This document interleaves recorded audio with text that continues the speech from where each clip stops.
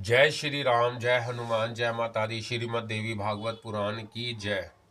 आज भक्तजनों पूर्णमासी का दिन है और पूर्णमासी का आपको मैं उपाय बताता हूँ क्या चीज़ दान करनी है। पूर्णमासी के दिन आपने सफ़ेद चीज़ का दान करना है, जैसे दूध, दही, चीनी और आपका चावल नहीं, सफ़ेद चने, सफ़ेद लोबिया, मूली, इसका आप दान कर सकते हैं। और अगर इतवार के, रविवार का दिन, संडे का दिन का आप दान करना चाहते हैं तो आज के दिन लाल चीज़ें दान करते हैं।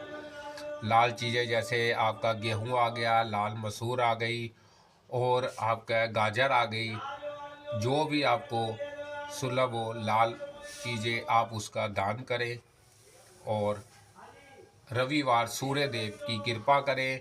और पूर्णमासी के दिन जिनका चंद्र नीच का है, जिनका चंद्र के साथ कोई पाप ग्रह है, जिनके जिनके साथ मानसिक रूप से परेशानियां हो रही हैं, जिनका मन एकाग्र नहीं होता, वह सफ़ेद चीज़ों का दान करें। जिनको माता का सुख नहीं मिल रहा वो भी सफ़ेद चीज़ का दान करें। जिनके स्किन की प्रॉब्लम है वो भी सफ़ेद चीज़ का दान करें और अपने जीवन में दुखों से, संकटों से, रोगों से निजात पाएं। अब कथा की आगे की ओर बढ़ते हैं। कथा अब समाप्त होने वाली है। मैंने आपको पहले भी बोला था कि आप मेरे को कमेंट बॉक्स में लिख के जो आपको वेद पुराण सुनना है वो मेरे को आप बताएं और मेरी वीडियो को लाइक ज़रूर करें ताकि मेरे को उत्साह कि मुझे पता चले कि आपको किन किन लोगों को अच्छी लगती हैं और मेरे को इससे उत्साह मिलता है। कथा के आगे की ओर चलते हैं। गायत्री के अनुग्रह से गौतम के द्वारा असंख्य ब्राह्मण परिवारों की रक्षा, ब्राह्मणों की कृत धृता और गौतम के द्वारा ब्राह्मणों को घोर शाप प्रदान। व्यास जी कहते हैं, राजन, एक समय की बात है, प्राणियों के कर्म का भोग कराने के लिए इंद्र ने 15 वर्षों तक जल बरसाना बंद कर दिया। इस अनावृष्टि के कारण संहारकारी घोर दुर्भिक्ष पड़ गया। घर घर में इतनी लाशें एकत्र हो गई कि जिनकी गणना नहीं हो सकती थी। सभी मानव श्रद्धा की ज्वाला से संतप्त होकर एक दूसरे को खाने के लिए दौड़ पड़ते थे। ऐसी बुरी स्थिति में बहुत से ब्राह्मणों ने एकत्र होकर यह उत्तम विचार उपस्थित किया कि गौतम जी तपस्या के बड़े धनी हैं। इस अवसर पर वह ही हमारे एक दुख को दूर कर सकते हैं। अतः अब हम सब लोग मिलकर उनके आश्रम पर चले। वह मुनिवर अपने आश्रम पर गायत्री की उपासना कर रहे हैं। सुनना है इस समय भी उनके यहाँ सुभिक्ष ही है। बहुत से प्राणी वहां पहुंच चुके हैं। इस प्रकार विचार करके वह सभी ब्राह्मण अपने अग्निहोत्र के समान कटुम्बी, गोधन तथा दास दासियों को साथ लेकर गौतम जी के आश्रम पर गए। कुछ लोग पूर्व से, कुछ दक्षिणा से, कुछ पश्चिम से और कुछ उत्तम से, अनेक दिशाओं से बहुत से ब्राह्मण वहां पहुंच गए। ब्राह्मणों के इस बड़े समाज को उपस्थित देखकर गौतम जी ने उनको प्रणाम किया। आसन आदि उपचारों से उन ब्राह्मणों की पूजा की। कुशल प्रश्न के अनंतर उनके आगमन का कारण पूछा। तब संपूर्ण ब्राह्मणों ने अपना दुख उनके सामने निवेदन किया। वस्तुतः ब्राह्मण समाज बहुत दुखी था। उन सब को दुखी देखकर मुनि ने अभय प्रदान किया।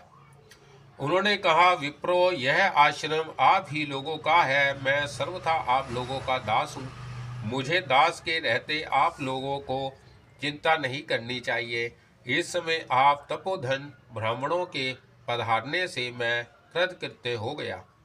जिनके दर्शन मात्र से दुष्कृत सुकृत के रूप से में परिणत हो जाते हैं, वह सभी ब्राह्मण अपने चरणों की धूलि से मेरे ग्रह को पवित्र कर रहे हैं।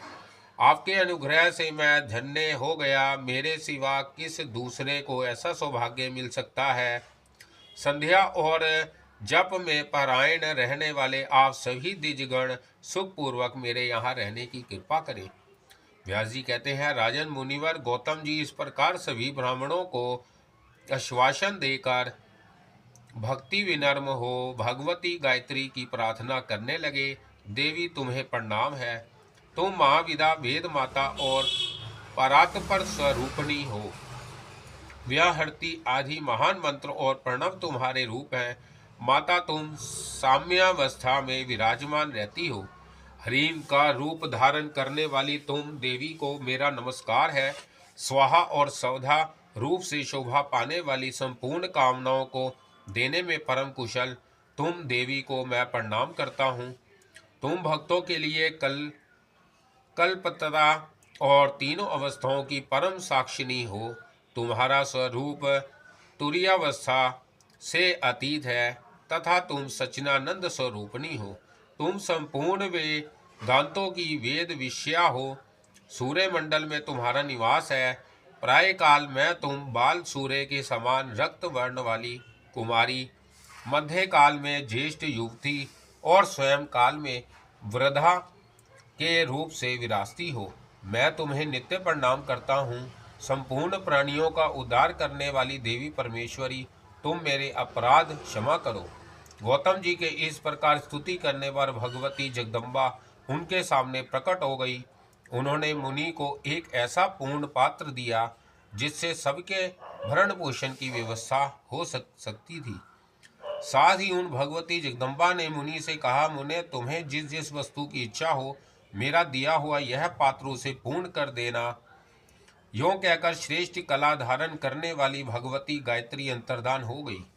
राजन, उस समय उस पात्र से प्राप्त अत्रों के इतने ढेर लग गए मानो पर्वत हो। 6 प्रकार के विविध रस, भांति भांति के तर्ण, दिव्य भूषण, रेशमी वस्त्र, यज्ञों की सामग्रियां तथा अनेक प्रकार के पात्र देवी के दिए हुए उस पूर्ण पात्र से निकल आए।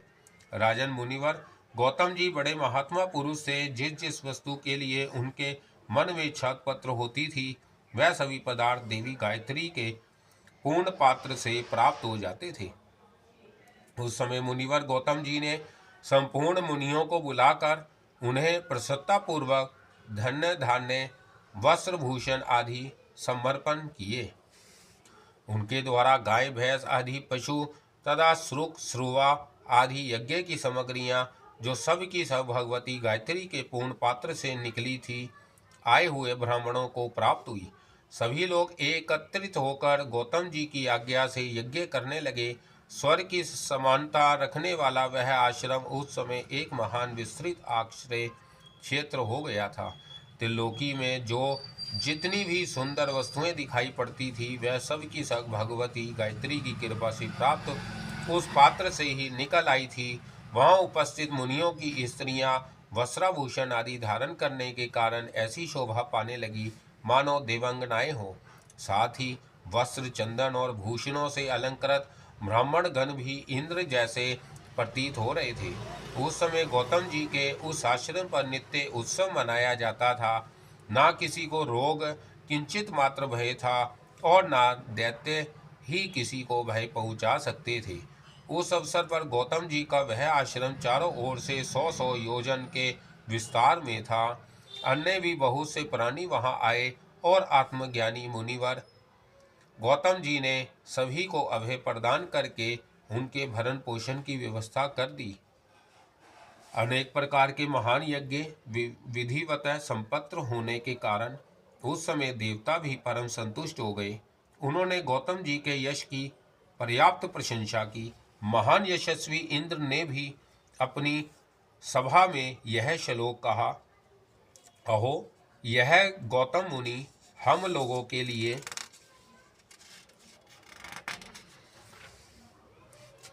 इस समय स्वयं कल्प वृक्ष ही बन गए हैं।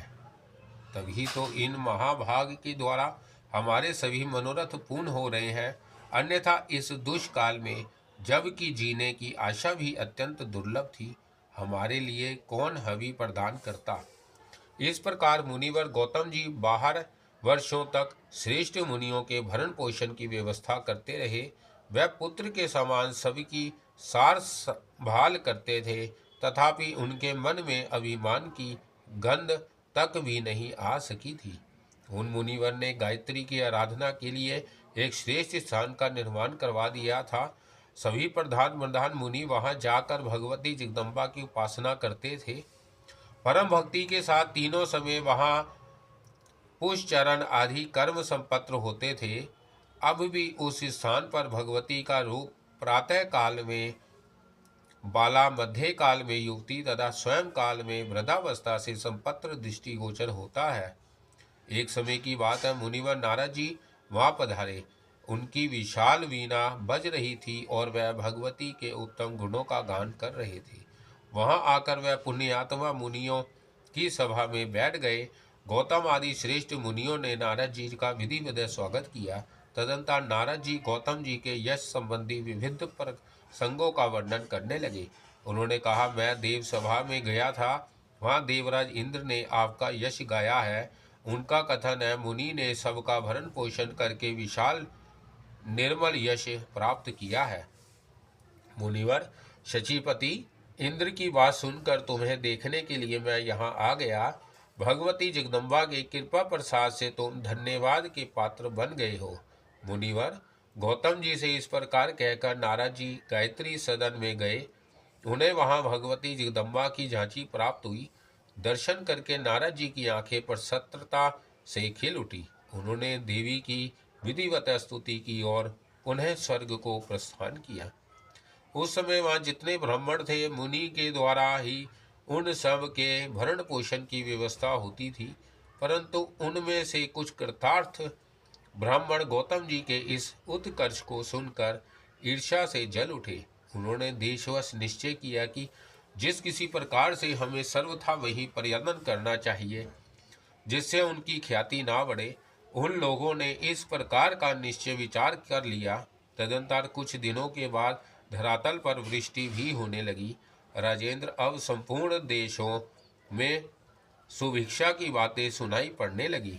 उसे सुनकर वह ब्राह्मण एकत्र हुए और उन्होंने गौतम जी को शाप देने का विचार किया।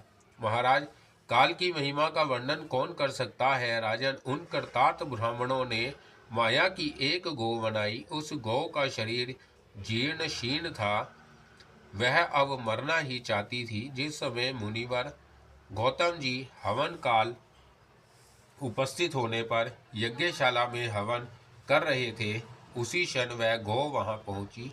मुनि ने हूम हूम इन शब्दों से उसे वरण किया। इतने में ही उस गौ के प्राण निकल गए।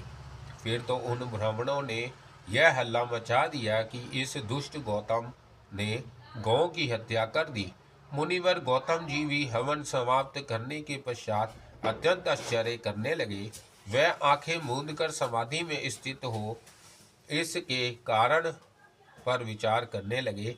उन्हें तुरंत पता लग गया कि यह सब इन ब्राह्मणों की ही काली करतूत है। तब तो उनके मन में इतना क्रोध हुआ मानो प्रलयकालीन रुद्र हो। उनकी आंखें लाल हो गई और उन देश करने वाले संपूर्ण ब्राह्मणों को उन्होंने यह शाप दे दिया। अरे अधम ब्राह्मणों, आज से तुम वेद माता गायत्री के ध्यान और उसके मंत्र जप के सर्वथा अनधिकारी हो जाओ। वेद वेदोक्त यज्ञ तथा वेद की वार्ताओं में तुम अधम ब्राह्मणों का सर्वदा अनधिकारी हो जाए। शिव की उपासना, शिव मंत्र का जप और शिव संबंधी शास्त्र के अध्ययन के लिए भी तुम अधम ब्राह्मण सदा अनधिकारी हो जाओ। मूल प्राकृति भगवती श्री देवी के ध्यान तथा उनकी कथा के श्रवण में तुम्हारा अधिकार नहीं होगा, जिससे तुम सदा नीच श्रेणी के ब्राह्मण समझे जाओगे। देवी के मंत्र, देवी के स्थान और उनके अनुष्ठान कर्म में तुम्हारा अनधिकार होगा, अतः तुम सदा अधम समझे जाओगे।